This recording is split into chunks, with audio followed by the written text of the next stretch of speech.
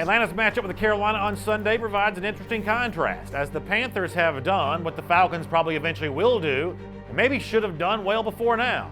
Let's fire a coach. We'll talk about it next on AJC Falcons News Now. This is AJC Falcons News Now, sponsored by Miller Lite. Here are your hosts, Brandon Adams and former Atlanta Falcon Chuck Smith. Hello everyone, welcome into AJC Falcons News Now. My name is Brandon Adams. This is the former Atlanta Falcon Chuck Smith. We're brought to you by Miller Lite. It's great to have you with us here on the program today as we get ready for the Falcons and the Panthers. Quick disclaimer off the top, and after all, I always try to be as honest as I possibly can. We are not live today for reasons that we'll get into before the show is done. We'll explain why we're not. We're on the air at our typical time. And of course, we're every Monday and Friday at 1 p.m., but not live for today's broadcast. We can't interact with our comments, but nonetheless, we appreciate you being with us and sharing this time as we kind of talk about what's going to happen for Atlanta and Carolina on Sunday. And Chuck, first of all, good to see you. Good to be here again. Yeah, good to have you here. I think it's really interesting, the contrast between these two teams on Sunday. The fact that Carolina up and did the thing that I believe that Atlanta's eventually going to have to do, and if I had to be honest, probably should have already done, which is fire the coach. If Ron Rivera is being out at Carolina, then what hope does Dan Quinn have for keeping his job? Hey, that's a tough one to throw out on the first question. Hey, I think it hurts Dan Quinn's situation even more. You know, I mean, if he wins out, some people think, like I even think, that there's like a 1% chance. Right. But to me, this puts more pressure on the Atlanta Falcons to make a decision, particularly if you're the fans. And, you know, even guys like yourself that have been saying it now, it confirms validity when you see a team that wants to win a Super Bowl, has been to a Super Bowl, that these coaches' careers have kind of paralleled. Yeah. You know what I mean? Ron has been there longer. Right. But one guy got fired, and a lot of it had to do with because they want success and they think that they can do better. And it's a tough one, man. The Falcons are in a tough situation. A lot of folks will be familiar with the Panther situation. You know, this is a new owner, David Tepper, kind of taking over and buying the team. Big money invested in it after the issues that Jerry Richardson, the former owner, dealt with. And I like the line from Tepper. I'm going to kind of paraphrase it here, where he said, "I'm ready to put my stamp on this team." And I know that for some fans, an owner putting his stamp on a team is sometimes not the thing that you want. There's this desire among fans of saying, well, I hope the owner stays hands off and lets the football people run it. I'm not necessarily that way. I think an aggressive owner can be a good thing from time to time. And the way that Tepper is ready to step up here, I think the Falcons would have benefited from some of the same kind of stuff, because around Carolina right now, even this game on Sunday, you get a chance to start a new conversation. It's not, well, what's there to play for and playing out the string and blah, blah, blah, blah, blah. No, Carolina fans have been given the free pass now to speculate. You know, throw caution to the wind and talk about what kind of coach you want to bring in to run this organization. From that standpoint, I think the Falcons fans ought to be a little jealous of Panthers fans, even if the end result is the same and both organizations are looking for new coaches, possibly even new GMs here as well in Atlanta. The fact that Carolina fans get to start that now, I do think is a benefit. If you gave me the choice of which storyline to kind of be talking about today, I'd prefer to talk about Carolina's situation where you acknowledge new leadership going forward, as opposed to Atlanta, where we're kind of left to wait and see and wonder about just how many real changes, substantive changes, Falcons owner Arthur Blank is willing to make. Right. And as it refers to the owner of the Carolina Panthers, there's a couple things that stand out. When he says he wants to put the stamp on it, number one, the first thing he's doing is firing the coach. That is the most important stamp for him, is saying, I got a fresh start, because this is not the guy, I inherited him. Yeah. Then I also read where he said, I want to hire an assistant vice president, an assistant general manager, and changing somewhat, because remember, this was a family-run business. Yeah. So the Richardsons, that's how they ran it. Yeah. So they didn't have somewhat what the NFL is doing today. And we should say that you have good insight into the situation, because you actually did sign a contract. Right. You were a Carolina Panther, so you kind of understand the organizational structure that had been in place before, especially going back to the Richardson days of owning the team. Yeah, it's like the family situation. You know, the family ran everything. They did everything, every decision. A little bit like the Smiths would have been in Atlanta prior to Arthur Blank, right? And I was with those guys too. That's exactly right. So I got to see it. You know, and also, so to me, also with him saying that I want to put my stamp on this, it has a little bit to do with control. Yeah. To me, it seems like it's a message. You know, everybody in house he's looking at evaluating everything, and he said that. So from the standpoint of where they are now, Carolina Panthers, I see an entire organization restructuring of this team. And then the last thing he said, and this takes me kind of in the locker room. He said that we want a tough, old school, old-fashioned tough. Now I'm kind of paraphrasing this. We want an old school, tough coach with innovative. Oh yeah. With an innovative philosophy. Yeah. So to me, saying we were the past regime, they were dinosaurs.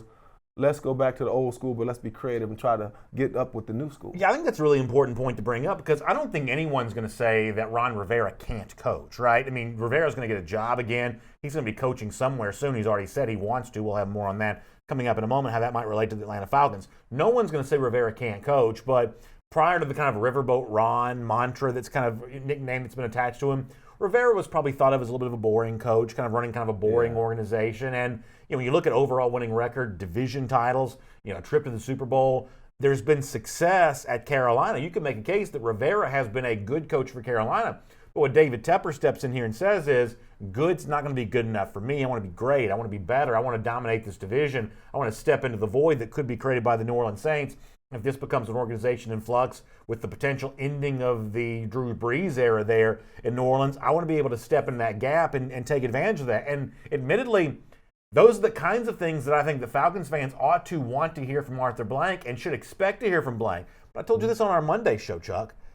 I can't be sure right now that Blank is going to do, from what my perspective, is the right thing. I can't be sure that he's going to clean house. I can't be sure that he wants to put his stamp on Atlanta right now, being a change agent for this team, the same way that Tepper wants to for the Carolina Panthers. Odds are, I guess, that he probably will, but I can't be completely sure that he will. I believe that's the right thing, but I'm not quite so sure that right now that Blank is definitely committed to doing what I believe is the right thing, which is a total house clean from the top on down.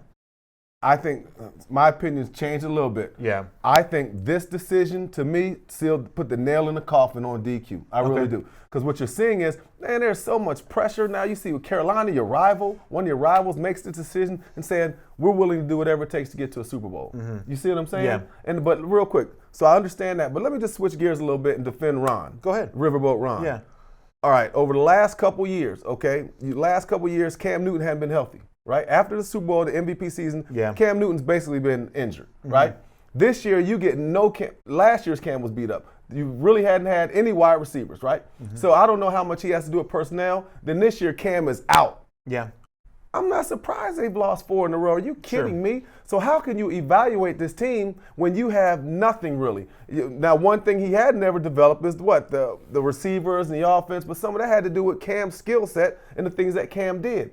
So now you got Ron Rivera, where you're holding him accountable for personnel, but ultimately you have your superstar is gone, right? Your superstar is gone. So to me, that's a tough one. Yeah. But the way the NFL is now, you got to win now. But there are some questions, in my opinion, from Carolina making this firing, especially when Ron Rivera, his top guy, is not there. Since you bring up Cam Newton, it kind of brings something else to mind that I thought about. We could be in a really weird situation this offseason around the NFC South. As I mentioned before, Drew Brees is just not the same quarterback that he once was. I mean, you can make a case that the Saints kind of look better with Teddy Bridgewater playing quarterback than they did with Drew Brees. He's been a great quarterback, but boy, you almost wonder if his era in New Orleans is about to come to an end. I believe the Cam Newton era in Carolina is now over. I think new coach means new quarterback there. Tampa's got a decision to make this offseason when it comes to Jameis Winston. Winston's one of those quarterbacks that kind of keeps both teams in the game. He throws touchdowns and he throws interceptions.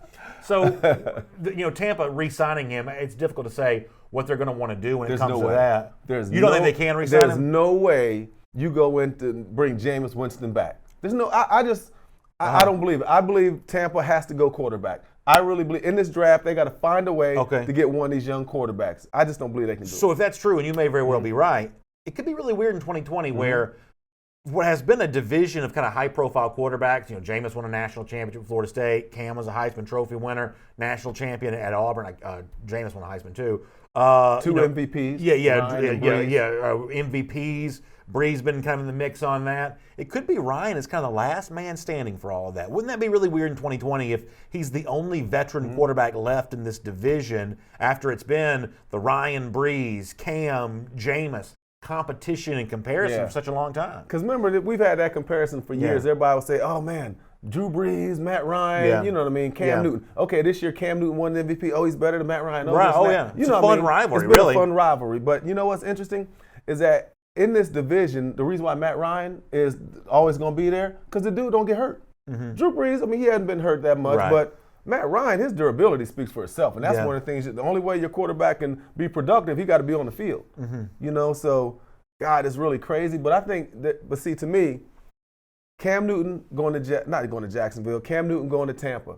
I mean, we're thinking about some of the crazy things that can happen, but think about you got Chicago. Right. Chicago's definitely going to be in the mix for one of these guys. You got some teams out there that need quarterbacks. Cam Newton's going to be fine, but it's going to be interesting to see how his recovery goes, because I'm not throwing out $25 million a year for Cam Newton. To me, nothing Cam Newton can show me this offseason can command top-notch money. He's got to take second-tier quarterback money. He's taking a lot of hits. I think that's exactly right. That's Chuck Smith. I'm Brandon Adams. It's AJC Falcons News Now. It's sponsored by Miller Lite, the official beer of the Atlanta Falcons. It tastes great, and it's just 96 calories. Now, you had an interesting thing to say about Ron Rivera a moment ago, so it kind of reminds me of something that Mike Florio from Pro Football Talk wrote this week. Now, Florio can be a little bit of a, I don't know what you want to say. Drama queen? Yeah, drama queen. That's probably a pretty good way to say it. But one of the things that Florio mentioned as a possibility is that maybe Atlanta might consider Ron Rivera.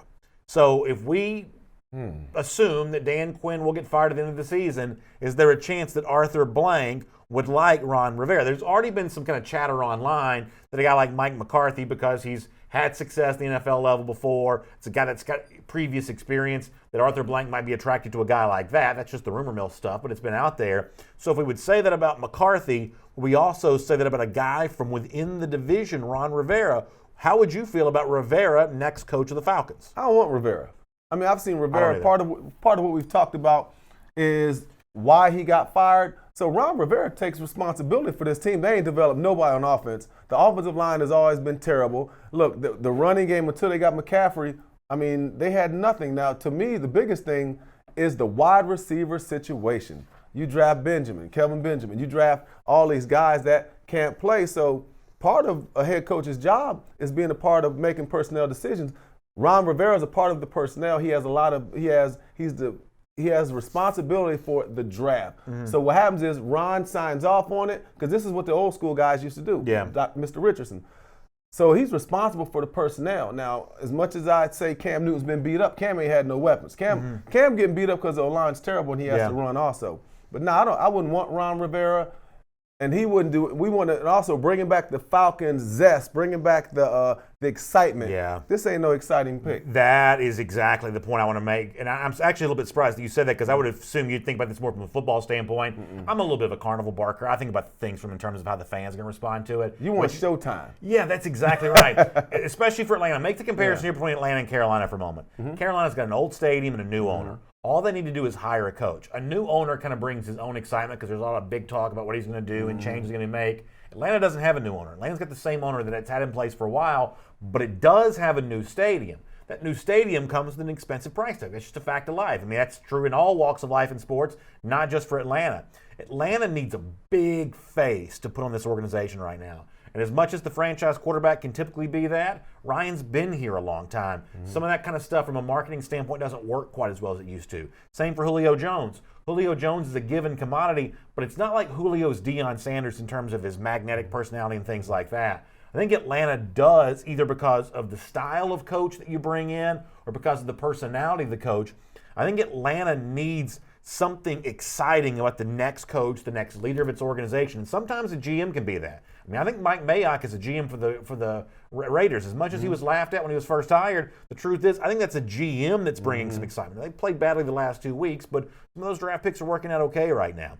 One way or another, the organizational decisions that Atlanta makes have to provide some excitement. You've got to have something to sell this offseason. Coaching changes, GM changes, I think would be the best thing to do to help make Mercedes-Benz Stadium feel like the place to be next fall. And I agree with you. And I think one of the things that I look for a coach. I'm not looking for the offensive-minded coach. I'm not worried about defensive-minded coach. I want a game manager. I want a coach that in the middle of the season doesn't, give the reins to the defense to someone else, because that should have never happened. I want a coach that would never happen. You would never become the defensive coordinator. Right. Looking for, and I want a defensive coordinator when the guys leave is because they become head coaches. But the person that gets this job, it's going to be very interesting, because everybody says, well, we need to take care of Matt Ryan and Julio. They're in their prime, and that's something that, you've said and I've kind of said. Sure. But the young defensive guys are in their prime. So so a lot of these great teams, they got defenses. But I do believe that the Falcons need to get the best guy. And to me, it's more of a manager who knows the game, but is humble enough to say, you know what? Let me bring in this Sean McVay, this young offensive coordinator, and let me turn him loose and that kind of deal. One more point on this topic. Would you like to take a guess as to who the betting favorite to get the Carolina job is right now? Now I should point out your boy? Betting, no, not Lincoln Riley. The betting favorites on this kind of thing are notoriously wrong. These are not very predictive. The current favorite is Jim Harbaugh. Really? Harbaugh coming back to the NFL. How'd you feel about Harbaugh? I don't think it's going to happen. I think that'd be cool. I would like that. Yeah. I like Jim Harbaugh in the NFL. One of the guys that works with Connor Riley's brought up a point before that Harbaugh minus Greg Roman has been a really interesting thing to observe. Had him at Stanford, we talked about that. Had him with the San Francisco 49ers. Got that team to an NFC championship win and a Super Bowl. I'm not sure how much Harbaugh can coach absent Greg Roman, to be completely honest with you, who's obviously doing great things with the Ravens offense right now. I just think Harbaugh's not built for college. I think he's an NFL coach, because to me, all that stuff he does with the pants, all the things he's done early on, to me, that's the show. I think that's him trying to put on, because he's not a natural college coach, in my opinion. You know what I mean? But right. I think he may have been a natural college fit for what college football used to be. Yeah. But the sport is evolving so fast. Yeah, because he's like a sideshow. Yeah. You know what I mean? But now he's gotten beat up so much, no one even cares about that. This is what wins and losses. But I like that decision. Let me tell you my sleeper. Okay. This is my sleeper. This is a guy that, if you're going, people when they got McVay, who's young, I'm going to tell you a guy who's proven himself. Eric Bieniemy. Yeah. That's Eric Bieniemy at Carolina, to me, would absolutely be a guy that you would put the right guys around him. Yeah. You know what I mean? Make sure you get some senior kind of guys, but ultimately, bring me those guys at Kansas City. Offensive coordinator, right? Bring me those guys at Kansas City. I would like a young, innovative coach at Carolina, and that's kind of I'm feeling like Atlanta, because you know what? So if Atlanta makes transition, something we talked about this early in the week. If Atlanta makes transition, we talked about the draft. If we're going to become that kind of offense, and we got to eventually find someone down the line that you draft that can, fit the bill. That's exactly right. That's Chuck Smith. I'm Brandon Adams. This is AJC Falcons News Now, sponsored by Miller Lite. Tastes great. It's just 96 calories. Also, speaking of great Falcons coverage from the AJC, and the best way to get the most in-depth Falcons coverage is by becoming an AJC subscriber. Now, if you go to the website on your screen, subscribe.ajc.com/Falcons News Now, you'll have a great number of subscription options to choose from, whether it be 7-day home delivery, the daily e-paper sent kind of right there to your device, or kind of a combination of the two. The e-paper plus the Sunday paper. Everybody loves the Sunday paper to kind of drink some coffee and kind of pour through that. Whatever option you choose, when you go to subscribe.ajc.com/Falcons News Now, as a special thank you for becoming a subscriber, you get this officially branded Falcons cooler. After all, the Falcons and the AJC are proud partners. Our way of celebrating that is to offer you this Falcons cooler as a way of saying thank you for becoming an AJC subscriber. Subscribe.ajc.com/Falcons News Now, the website to go to find out more information about that. All right, let me try to make a case for something that I don't think you're going to agree with. I'm going to do this by giving you, according to ESPN.com, here are the coaching situations that may come open here this offseason. Now, we've obviously got Carolina, who's kind of out there now. Here are some other hot seat situations. You got Atlanta, according to ESPN. You got Dallas. You got Jacksonville. You got the Giants. It certainly seems like a guy like Dave Gettleman thinking about Ron Rivera to place there might make some sense given their history together. You got Cleveland, not quite as hot as the others, but they think that Freddie Kitchens' seat's getting warm. You got Detroit, Matt Patricia not doing a good job there. Interestingly, you've got Minnesota on here at 8-4. Let me give you the teams one more time. Minnesota, Detroit, Cleveland, New York, Jacksonville, Dallas, Atlanta. We'll add Carolina to that as a job that's open right now. I think I can make a case. Just hear me out on this. I know you're not going to agree. I think I can make a case that if all those jobs come open this offseason, Atlanta's the best job. Atlanta ought to be the most attractive head coaching job And I get the salary cap situation, and I get all of that. But the fact of the matter is, coaching in the NFL can be a short-term proposition anyway. We see ones and done around the league all the time. Compared to all those teams, especially compared to Dallas, who's going to be the one that kind of shows up a lot, I believe Atlanta's the best job that's out there. Is that your argument? That's my argument. That's all I get. But I'll tell you why.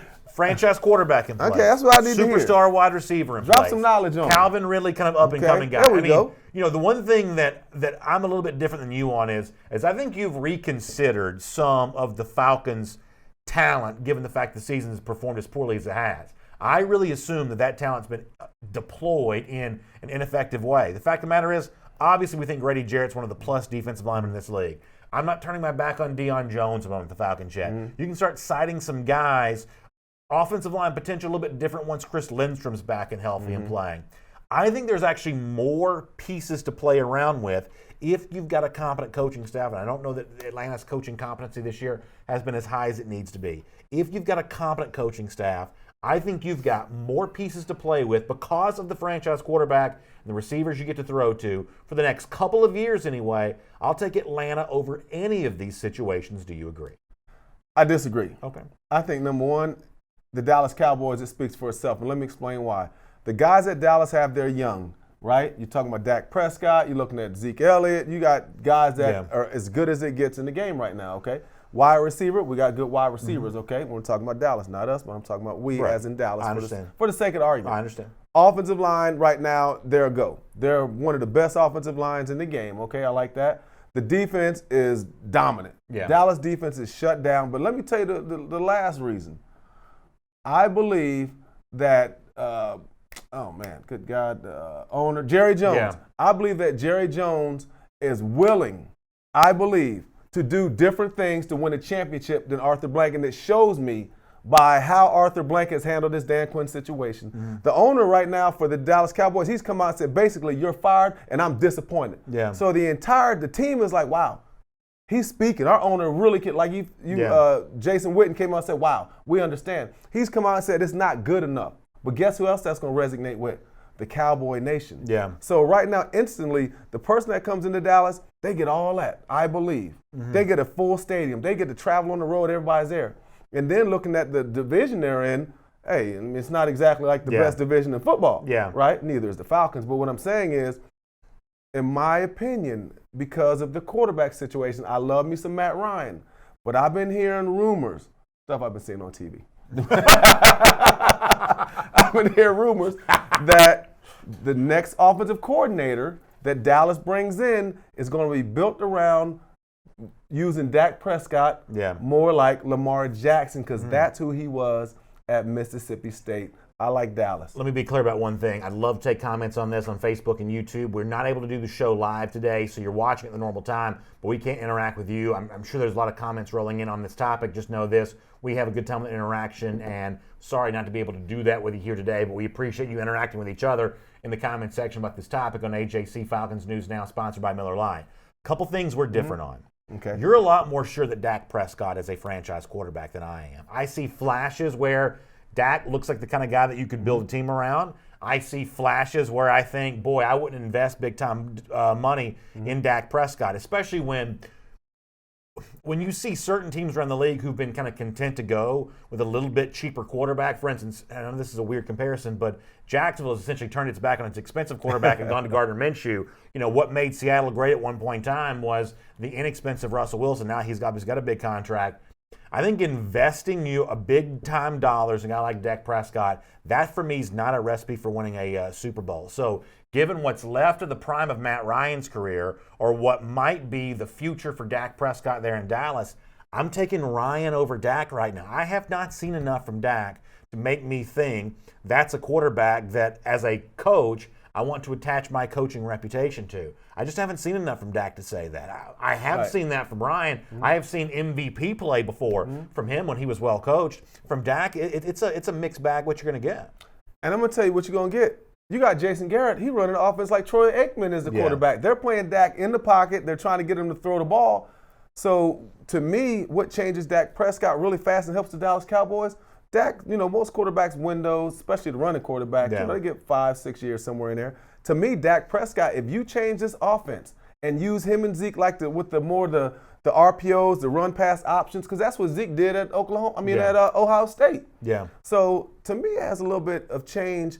What has to do with the philosophy. That's why Jason Garrett, this is Tony Romo's offense. Yeah. You know what I mean? I understand. So it's boring. They have 3 wides. They don't have any innovation. But Dak's nowhere near as athletic as Lamar Jackson is. If you want to compare him to a true running quarterback, Dak's nowhere near that athletic. Dak was a lot more of a throwing quarterback at Mississippi State than he was a runner. He's mobile enough to keep plays alive. I'm not quite so sure I'm not sure quite how much positive yardage he's looking to gain, though. Man, Dak can run the ball, but remember, you're talking about Lamar Jackson, the most electrifying guy next to Mike Vick of our generation. We're the one who brought him up. Yeah, but no, you're right about that. But what I'm saying, look, but I just think we don't need Zach to go 80. Yeah. The RPOs, you're trying to get, 8, 9, 10 yards. I just think he needs to run more, but you make some good points. Matt Ryan today, if the offense and everything was going perfect, yeah, Matt Ryan gives you a better chance, but I'm looking at the big picture. I just think, I'm talking about the job. I think the Cowboys' job, for any of these coaches is better. I think Cowboys first, Atlanta number 2. Okay. I really like Carolina. Cleveland is, if there are 10 teams in here, so Cleveland's not even on my list. I totally agree. It's terrible. Listen, Freddie Kitchens a bad coach, and he's possibly not mature enough to handle the role of being an NFL head coach, but I'm not hitching my wagon at all to that traveling circus. They shouldn't even brought Odell Beckham in. Baker Mayfield, you can have him. First of all, listen, and I say this as someone who's carrying a few extra pounds. Mayfield's got something going on. He needs to switch to sugar-free. I feel like there's something going on there with him on that. I feel like he's kind of getting a little bit rounder around the edges. But I got no interest in the Cleveland situation whatsoever. But to go back to Dallas here one more second before we get the rest of this. I have questioned Arthur Blank's willingness to do what I believe needs to be done. But if you do a side-by-side comparison between Blank and Jones, I believe that Blank is the better owner. I believe that Atlanta is just a more sane organization than what Dallas is. Now, you mentioned some of the public comments that Jerry Jones has made about Jason Garrett, but the fact of the matter is this is Garrett's 10th year with the Cowboys. There have been lots of, at least in my mind, lots of 8s and 8, lots of lots of sputtering performances where it's finally Jones, patience running thin with Jason Garrett, finally expecting things to be better. But I think this has been Jones' attempt not to be the meddling owner that he was back in the Jimmy Johnson age and the Barry Switzer age. But that's still kind of the DNA of who Jerry Jones is. If you gave me my choice of the guy I'd rather work for, a guy who values seemingly relationships more so, and a guy who just kind of runs kind of a nice shop, I'll take Blank over Jones. Now, I believe that Blank's got a dirty job to do right now, which is clean house and bring some new guys in. That's unpleasant. But in terms of who creates the better working environment, I'll choose Blank over Jones in that situation. I can't argue that. Yeah. I can't argue that at all. But I will say this. What I would like, now let's look at the organizations in just the big picture. Mm-hmm. Man, Dallas is Dallas. This is the Cowboys. Yeah, right. When when we're talking about the Cowboys and we're looking at, from the Falcons, no disrespect to the Falcons, but this is like the Yankees versus the Cobb County Eagles baseball. It really is. So when you think of the Cowboys, you think of the job. I just believe that Jerry Jones, as much as everybody says I don't like working for Jerry Jones, I love his passion, but you did hit a home run with this one now. When you said that, we'll just say Arthur Blank, that Jerry Jones, the difference in the ownership from the standpoint of who you'd want to coach with. That is Chuck Smith, the former Atlanta Falcon. My name is Brandon Adams. This is AJC Falcons News Now, sponsored by Miller Lite. It tastes great. It's just 96 calories. It is the official beer of the Atlanta Falcons. Now, you mentioned Lamar Jackson a moment ago. Let's talk about him for a moment because I couldn't help but notice that he's on the verge of a pretty interesting mark. It looks like this Sunday he has a chance to eclipse the all-time single-season rushing record initially set by Falcons quarterback Michael Vick. And obviously, given the way in which Jackson's performing right now, it is very easy to make the comparison between Jackson now and what Vick once was. And I guess it kind of leads me to want to ask the question. You and I are going to play like a simulated version of like Sandlot football, or if it's NFL for a full season. If it was possible to make this choice, what do you want? Sandlot? Are we talking about in game? What's the difference? Let's make it NFL. Let's make it NFL. If you could simulate the performances, you want Jackson now, or you want Vick from his Falcons prime? Which of these two quarterbacks you want to go with? I'll take Jackson. Is that right? I'll take Jackson. And part of it has to do with the culture he's in. He's in the culture, and the reason I can't not I can't say Jackson without talking about the offensive creativity that they have. So to me, Jackson right now, because he can throw the ball. In Mike Vick's early career, he couldn't throw. It was well documented. I was around it. Mike Vick didn't put in the work. I mean, I was seeing him. I done went over to Mike's house. They thought he was going, why Mike ain't at camp? You know, I had just came from working when I was working with WSB. Yeah. Bill Hartman, those guys, Chuck Dowdle years ago. So I'm the cover guy. Right. So I'm going, I'm covering the news. So I go out there, Mike Vick's not there. And guess what they say? Oh, he's supposed to be there. I live in Sugarloaf. I see Mike Vick coming in the neighborhood. He's driving the drop-top Bentley. So, I mean, look, Lamar Jackson, I don't know what he's doing. I see him in the car. I see him doing it. He's representing, like the young guys do. He's lit, like my kids say. But Mike Vick early in his career wasn't putting in the work. Mike couldn't throw. And this is some things like about Mike Vick I never liked. Well, I don't know how to slide. I can't learn to slide. What?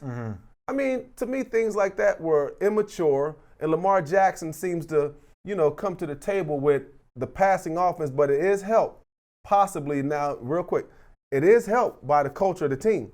Mike Vick came into a team that had a lot of young guys, right? And in the second year had a young coach that was trying to figure it out. Lamar Jackson comes into an organization that's stable. I think you're bringing a good point there, because no one can deny, even Vick himself has admitted there were things that he should have done in his career differently to take advantage of the skill set that God gave him. This is prior to the thing that obviously ends his Falcons career sooner than any of us wanted it to. Vick has admitted himself that he could have worked harder, could have focused better, and certainly what we see from Lamar Jackson right now, the way in which he talks, the way in which he carries himself, he seems to be very, very intent and very, very eager to be whatever your sort of perfect embodiment of a franchise quarterback is, whatever your vision, what that's supposed to be. Jackson seems really, really intent on being that guy. So I can't deny that. I think what you're saying is 100% true. Let me defend Vick, though, from this standpoint.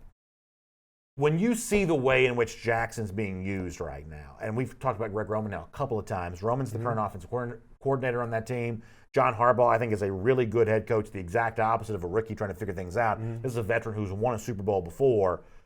Boy, to have that kind of coaching stability, smart offensive coordinator, winning, proven, veteran head coach, it would have been great to see Vick with a chance to have that. Because you think about, after Dan Reeves, who I thought Reeves was probably better at using Vick than anyone else ever was, when it's Greg Knapp as your offensive coordinator, I just didn't think that offense made any sense for Vick. And it's hard to watch Jackson now and think back to that Vick era of, wasn't there a better way to use Vick than in a West Coast offense, which for me is the kind of thing that fits a different kind of quarterback than what Vick was. I think that Vick could have been used better, and if I'm going to make the comparison on the basis of just the short amount of time we've seen Jackson at this highest level, it's not enough for me yet to say I'll take him over Vick, because I know what Vick could have been. I know what he was in brief glimpses from time to time. If it's the choice between the two, I'll still take Vick on that for right now. And let me tell you what would help Vick. I got an interesting perspective from this point of view.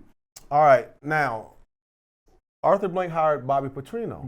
There's a story behind the Bobby Petrino story that really has to do with Michael Vick. So to me, Mike Vick always needed a kind of coach that was a tough coach, that was innovative, that would get in his butt, that would go to his house, that would pick him up, snatch him up, and had the kind of attitude to help him, as well as the kind of skill set to teach Michael Vick. So when Bobby Petrino was hired, he hired a quarterback coach. His name was Hugh Jackson. Hugh Jackson was going to be the quarterback coach. Hugh Jackson bought a house here in Atlanta. Hugh Jackson, one of the most innovative offensive coordinators in his time, which is forgotten because he went to Cleveland. But Hugh Jackson is a great coach again as an offensive coordinator. He's going to be the quarterback coach and assistant offensive coordinator. So Michael Vick would have had a stable person behind him, a stable coach. Not only could he teach him, Hugh Jackson cracks the whip. He don't play that. So when you think of some of the failures of Mike Vick, some of it was affected by the coaching staff and the decisions that were made by coaches that Arthur hired. And then let's go to number 2, Jim Moore. Okay, Jim Moore, I have been at parties with Jim Moore and Mike was there. Ray Buchanan used to shut it down. So literally, I'm seeing Mike come in, you got Jim Moore there, and Snoop Dogg is performing. And I ain't going to say what was coming out of that room. And it was Jim coming out too. So anyway, the culture that he was given, it wasn't conducive to success for a young kid that, where I don't know how he was raised, but from what I'm hearing is There wasn't a lot of discipline behind it. So to me, the biggest thing that affected Mike Vick was the Bobby Petrino fiasco, because he would have had the right quarterback instead of, the other quarterbacks he had. They didn't have that DNA. And of course, Vick was running into his own trouble at that point in time. The other thing I'll say about Vick, and I think it's really easy to look at Lamar Jackson right now and say, oh, this is a guy that's going to take over the league. He's going to be winning MVPs stacked on top of each other in Super Bowls. Pro football is hard. I'm not quite ready to say anybody, whether it be any of this crop of young quarterbacks. We got some good ones in the league right now. They're ushering in a new era. I'm not ready to say any of those guys is about to sort of, run this sport, as of yet, Lamar Jackson included. But when you reconsider the Vick era, when you're drafted number 1 overall, when you're traded up to be drafted by the Atlanta Falcons, when you're given at the time the highest paid, contract that any quarterback had ever gotten, you're obviously only going to be judged by whether or not you win a Super Bowl. From that standpoint, Vick obviously fell short of that. Got to an NFC Championship game, but didn't ultimately win a Super Bowl. However, and I hate to be it this way, but it's just kind of a fact. When you look at the Falcons' history overall, this is not an organization that has had as much success as other organizations have had. The fact that Vick won 2 playoff games, that does kind of give him a measure of success. And I'm really glad to see it. I feel like in the last couple of years, I'm a big believer in forgiveness one way or another, right? I think that forgiveness is almost always the right choice. The fact that Vick admittedly did something really, really bad, he's been forgiven. And through that forgiveness on the part of fans and media and everything else alike in Atlanta, I think it's allowed the Vick career to be reconsidered a bit. And admittedly, it fell short of winning a Super Bowl, but beating the Rams in a playoff game, winning, a couple times, going on the road, first time the Packers had ever lost a home playoff game. Vick leading that, victory, being a part of that there that day. I was there with WSB too. Oh, you were there? I was there. I am again.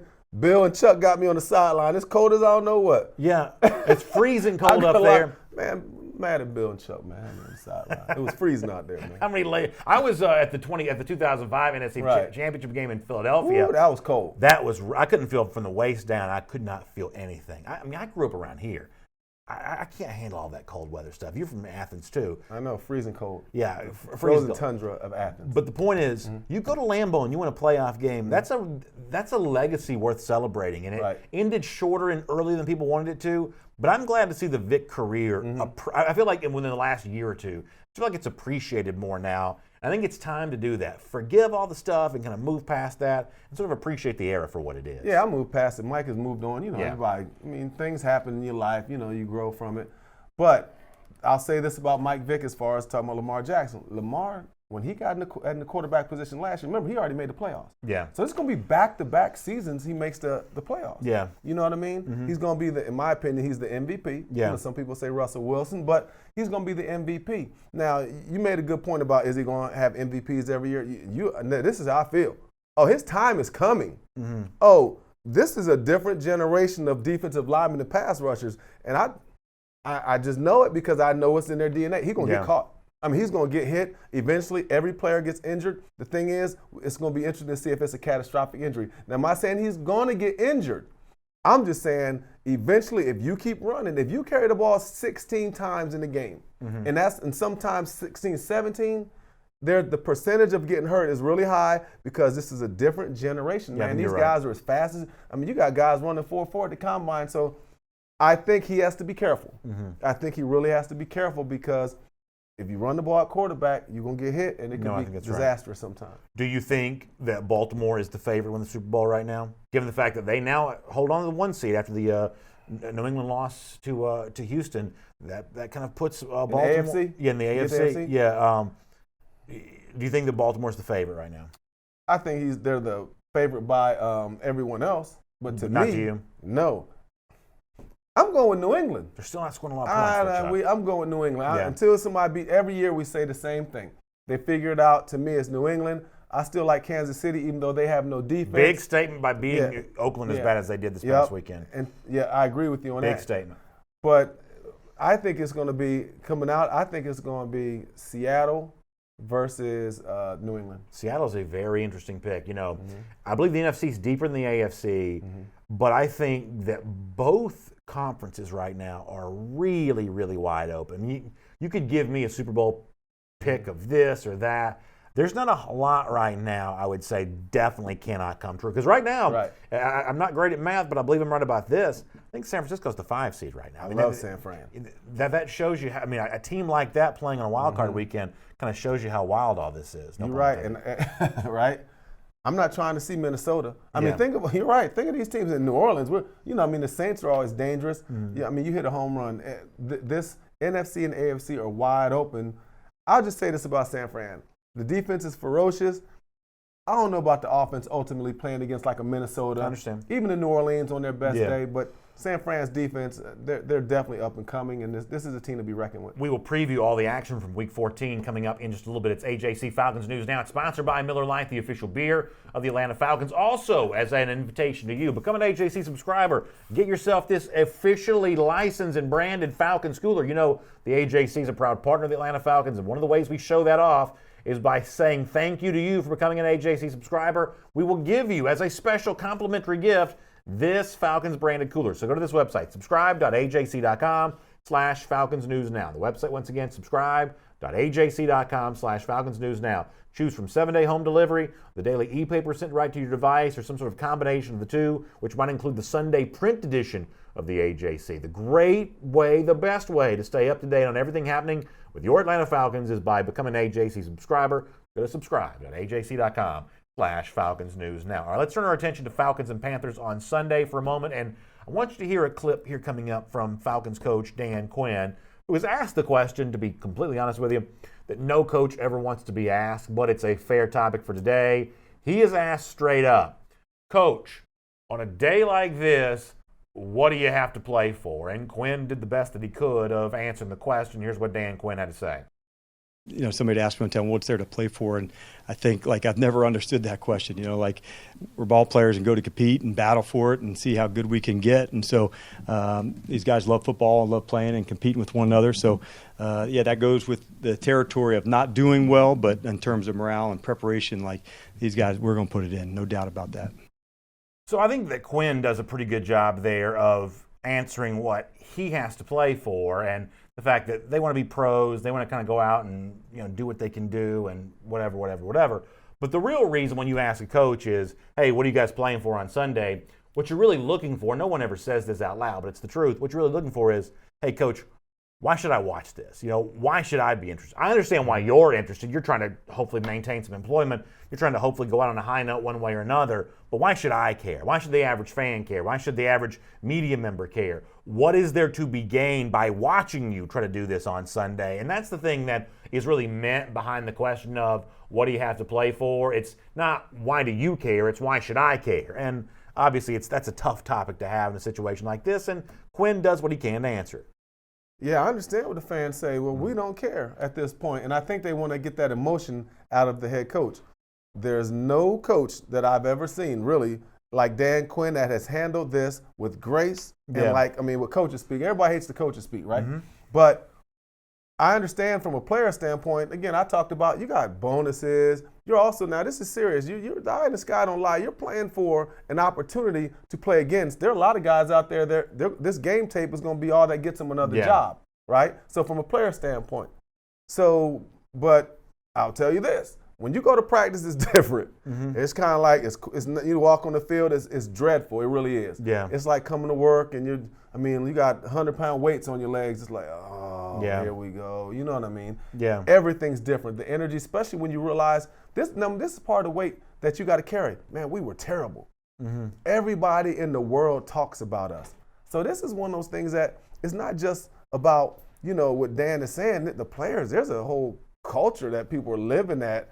The families that suffer. So, you still got to play. I think, but it's terrible. There are a lot of people, man. The entire organization, when they come to work, it's like, when's the next bad thing going to happen? Yeah. And that's going to be what? The inevitable that everybody's saying Dan's going to be fired. So I think you're right. I think that Quinn has handled this with grace and class. I think he's done a pretty good job of kind of maintaining his dignity throughout this process, but it's a tough situation to be in when the team's really, with the exception of kind of a 2-week blip, has just kind of not gotten any better, kind of all season long. Mm-hmm. So I'll go back to the topic we started the show with. Mm-hmm. Carolina made the tough choice, the big announcement. Rivera, he's gone.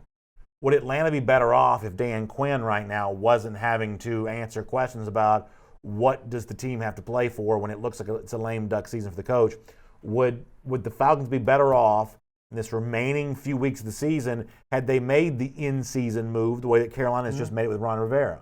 No, it can't get any worse for the Falcons. I mean, there's only thing that can make it worse if your head coach got fired. Now you just add more fuel to the fire. Everybody knows the inevitable. Dan Quinn has carried himself like a professional. Arthur Blank, I think, wants to see it out ultimately. Don't want to add that somewhat to his resume. I believe Arthur's like, hey, I mean, what else can happen? I mean, nothing. We got a couple games left, especially now. Let's let Dan go out with some dignity because he has carried himself like a guy, a first-class coach. Yeah. So I just think Arthur doesn't want to add any more negative because there's nothing that you gain from it right now. Like, if you do it now, it's going to be the same as if you do it at the end of the season. Matt Ryan also, in kind of speaking ahead of the game against Carolina, actually going back to the Thursday game against the Saints, he was asked about just the number of, was it 11 sacks he took? I mean, just absolutely beaten up in this game. And obviously, much like Quinn, he's trying to put a good face in the situation of kind of where things are with him after running for his life all day against the Saints. Here's the Falcons quarterback. Yeah, it was it was a tough game, back and forth. I was proud of the way everybody battled. There was no give up in anyone through some tough circumstances. But that was the way the game went. We had to drop back and pass, at the end of the game. And when you do that, and there's really no threat of run, it's tough. It's tough sledding, especially when you're going against, a good defense, very good defensive line, one of the better pass rushers in the league in Cam Jordan. So. It was difficult, but, I'm proud of the way the guys fought. So listen, when you've got him being chased down the way that he is, you got, Cam Jordan becoming NFC Player of the Week, getting a chance to feast against this Falcons offensive line. I think it's time to shut it down for Matt Ryan. I think it's time. I mean, I hate to bring load management in the NFL. Gosh knows that's ruining the NBA. But a little load management for Ryan right now might not be the worst thing. And I hate to be that way. But there is a chance playing in front of this offensive, or I guess behind this offensive line right now, that you might put Ryan out there for a scenario that you might later regret. I feel like, for your big, high-priced guys that are the only hope you have of a turnaround for 2020, why are you putting them out there now when the only reason why the games are being played is because the schedule dictates they must? Yeah, I mean, you're right. I totally understand if they were to do that because the way he got stiff-armed, that was like a nuclear bomb stiff-arm. The shy title thing. It's the greatest stiff-arm of all time. Yeah. But I wouldn't have a problem with it. But, Matt's not going to do that, right? Yeah. He's paid a lot of money to go out there and play. That was ugly. I mean, you get 11 sacks in the game. That's unbelievable. I mean, that's like you stat. I mean, look, Cam Jordan went from 5th or 6th in the league in sacks to 4. He's like number 1. Yeah. But Matt Ryan has been beat up for the last couple years. Super Bowl year did pretty good, but, man, you have no run game. Your receivers ain't getting open. Defense giving up plays. He's a target. So do you think that Atlanta benefits at all from having him out there? Is the only reason why he's out there is because he's a pro and that's where he wants to be? No. Do you think there's something to be gained from having him there? I think just that they stuck together as a team because think about this. If Matt Ryan's out, you want to talk about already, I've said this, Matt is one of the most scrutinized players and athletes in land sports history. If Matt Ryan sits out, you're talking about a public relations nightmare. So to me, it has as much to do with the marketing, all the different things, because all those people that are the detractors of Matt Ryan already are looking for any reason. Okay. You know what I'm saying? So there's, Matt didn't play, he didn't earn it, the Falcons, baby. There's so many little storylines that to me trump anything that can happen to him. Because remember, Matt, this is the first time he missed a game, this year? Yeah, he's forever. been quite a durable I don't worry quarterback. about Matt getting hurt. Yeah. Matt might get beat up. The bully, it's like the bully, takes Matt's lunch money, then they keep coming back to get it more and more and more. It's kind of like his right now going in sack. He's really been running for his life. There's no doubt about that. By the way, with Carolina coming up on Sunday, let's take a peek here at what Atlanta has left after this. You think that Atlanta takes the season sweep from Carolina? I think they can. I mean, both teams are sorry. I mean, this is like the sorry bowl. So to me, I can predict Atlanta winning all the games, but I can also see Atlanta losing. So this is a puzzling team. You can't predict them. By the way, I told you wrong.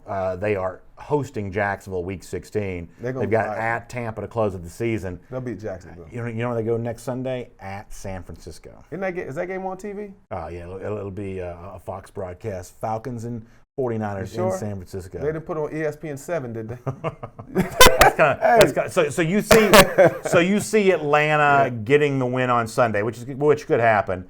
You know, Jacksonville's a mess right now too. I'm not quite so sure what Gardner Minshew is going to do. Week 16, you can win that game. All these other teams besides San Francisco are in the toilet bowl. So Atlanta has opportunity to beat any of these teams. But again, Frisco, that's going to be an ugly game. I believe that on my heart because, I mean, Frisco is just a great team. But these other games, there's a possibility of winning. I can't guarantee. Yeah. So right now Atlanta holds on to the number 5 position for the NFL draft. So obviously that's going to change some depending on how Atlanta wins. But okay, that's a good pick though. Yeah, listen, I mean you're not in the Chase Young territory, but yeah, you could be in the Derek Brown territory there, depending on if you can stay close to 5. One of the 2 safeties, a Jeffrey Okudah or I don't want no safety. I want somebody. Okudah's good. Okudah and Delpit both are good players. Are you saying top? I hadn't kept up with the safeties. I mean, are they the truth? Could Like be, top yeah. I 5 mean, guys? could be. Okay. I mean, it's still early in the process here. What about AJ Espinosa, maybe from Iowa? That's a name you see kind of popping up from time to time. So the shopping aisle certainly changes a pretty good bit the farther you get away from Chase Young, who at this point in time, depending on who's got it, he may be the number 1 overall pick. I think it's going to be number 1. I mean, he's gotten so much hype, but you can't find pass rushers. The only thing that's more important than a pass rusher is a quarterback at the end of the day. So, man, Chase is a beast. Yeah. Even though his face mask is way too close to his face, man. We got to that's what them dreads do. That's because of the dreads. Is that right? Look at all the guys that have dreads in football. Yeah. Their face mask is too close to their face. So if you really hit Chase pretty hard. About that. Yeah, it's them little things you notice. I guess so. You want to be, look, man, football players, when they go out there, they want to look, they're trying to be fresh dressed. They're trying to look the part good. If you watch guys working their brand. You know how it is when you play. Come on, ain't nothing changed. Exactly. No doubt about that. All right, it's AJC Falcons News Now, sponsored by Miller Lite. Before we get out of here, let's get ready to preview the upcoming week's worth of games. Obviously, Atlanta and Carolina is a part of that. Let's see what else we have on tap for the weekend. Of course, Baltimore and Buffalo, a pretty interesting one. Buffalo, all of a sudden now, they've done a good job. This is actually a pretty fun game all the way around. I mean, at this point in time, Baltimore's pretty much proven everything you can prove. But for Buffalo, a chance to potentially, I don't want to make too much of this, making a move towards the top of the AFC East, maybe? I think they can, especially, look, if this team gets a home game, let them win that division, gets a home game, man, watch out. I mean, Buffalo, they're playing really well. Cincinnati got a win last week. They had a chance to go to Cleveland here this week. Green Bay hosts Washington. The Redskins have been playing a little harder as of late. Denver got a win last week. They're at Houston. Detroit, Minnesota. Minnesota probably needs this one. How about this, probably the game of the week? San Francisco going to New Orleans. Superdome gets a chance to host that potential playoff preview. That is a lot of fun. That's a good game. I can't wait to see the D-line get after Drew Brees. Miami's been playing hard as of late. They go to the Meadowlands. Indy, Tampa Bay. I got no interest in that. Chargers, Jacksonville, no interest. I tell you what, Pittsburgh's fun to watch right now. Going to Arizona. The job that Mike Tomlin has done with that Steelers team, problems at quarterback, all kinds of distractions. They have just kind of found a way to stay alive. In a weak AFC, they put themselves in contention. Tomlin, can you beat out John Harbaugh or Kyle Shanahan for Coach of the Year? Does Tomlin get some Coach of the Year consideration? Yes. Le'Veon Bell, Antonio Brown. You lose both of those guys and Ben Roethlisberger. He's got to be near the top. Kansas City, New England, boy. That's a good game. That's a good game. Very interesting to see where things stand with the Patriots right now. Tough time scoring points. Tennessee at Oakland's a good game. Tennessee, listen, talk about coaches doing a better job. At one point in time, Vrabel was a little bit of a laughingstock. I thought he had some odd coaching decisions in the Atlanta game earlier this year. But the truth is they're kind of playing a better brand of football right now. Oakland desperately needs this game after not looking very good the last couple of weeks. Tennessee going on the road there is a lot of fun. I know. How about that? Tennessee rolling and the Big Orange rolling. It's a good times up there. Big times up there in Tennessee right now. Volunteer State feeling pretty good. Little plug. So Seattle's your pick out of the NFC right now? No question. I like Seattle. So they get a chance to go to L.A. and then on Monday, Philadelphia is just completely imploded. I mean, the entire organization seemingly called into question here. They'll get a chance to host the Giants there on Monday night. It's always really fun to have you here as part of AJC Falcons News Now, sponsored by Miller Lite. Now, if you've been watching, wonder why we're not taking your comments, why we're not doing what we typically do, we had to pre-record this for this upcoming Friday. I'm going to be on assignment on Friday. Chuck, though, also a big day for you as your son's team, the North Gwinnett Bulldogs, heading down 75, taking on the Lowndes. Lowndes County. Two of the power programs in the state of Georgia. It's anytime you have Region 1, which is where Lowndes kind of comes out of, and North Gwinnett, which kind of represents the metro Atlanta area, it's always a great rivalry. Those metro schools against those best of the South Georgia schools, and Lowndes has certainly for years been one of those. What a great game that's going to be for you, for your son, and all those players get a chance to play in these state semifinal games this weekend. Really proud. Like when you go to games like this, I mean, just proud of your son. I'm really proud watching him start football at 5, and all the guys around this team were the kids that played in the GFL, the Gwinnett Football League. So a great experience. South Georgia football is a little different than North Georgia football, but hopefully I'll come in here on Monday and I'm talking about North Gwinnett's plan for a state championship. There'll probably be 10,000 people in the stands on Saturday or Friday, don't you think? Easy. Yeah, big time situation there. So for all of you who have family members playing in games this weekend, congratulations on being a part. Anytime you're playing the week after Thanksgiving, you've done something right. Of course, you can check out AJC.com for all your Atlanta news now, but also follow high school football this week from throughout the state. You can check out AJC.com for a whole lot more on that. Chuck, good stuff with you. Appreciate you being here. Y'all enjoy Falcons Panthers on Sunday. We'll see you back here at Monday, 1 p.m. Eastern Time for AJC Falcons News Now, sponsored by Miller Lite. Have a great weekend, everybody.